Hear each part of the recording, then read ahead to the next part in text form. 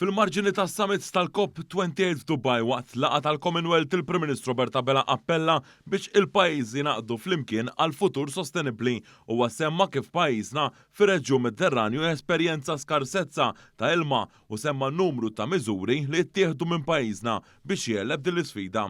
Hawnhekk huwa semma kif il-Green Bonds inħarġu mill-Korporazzjoni għas-Servizzi tal-Ilma ta' 25 miljun euro anke permezz ta' impjant ta' l-ogħla kwalità ta' reverse osmosis f'Għawdex u aktar minn 19,000 metru kwadru ta' solar farms li jġeneraw enerġija rinnovabbli. Dawn il-proġetti se jgħinu biex pajjiżna jilħaq in-newtralità klimatika fejn se tnaqqas id-dipendenza għal fossil fuels għal provvista ta' enerġija. Il-Prim Ministru nnota li Malta qed taħdem flimkien ma' gżejjer oħra fir-Reġjun Mediterranju dan billi ssir konferenza reġjonali mmexxija minn Malta kemm għal gżejjer fil-Lvant u l-Punent tal-Mediterran. Il-Prim Ministru tenna li dan jista' jkun irreplikat ma' gżejjer fih dan il-Commonwealth. F'din l-attività għolja tal-Commonwealth Dr. Abela semma l-inizjattiva tal-Island for Islands li pajjiżna beda fil-COP26 sentejlu.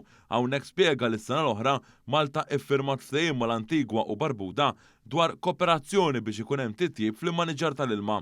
Il-Prim Ministru indirizza din l-attività wara li s-sibt indirizza lil mexxejja dinija li attendew għal COP28 fejn appella biex jinaqdu flimkien ħalli jiffaċċjaw it-teddida li qed tikkawża l-isfida tat-tibdil fil-klima.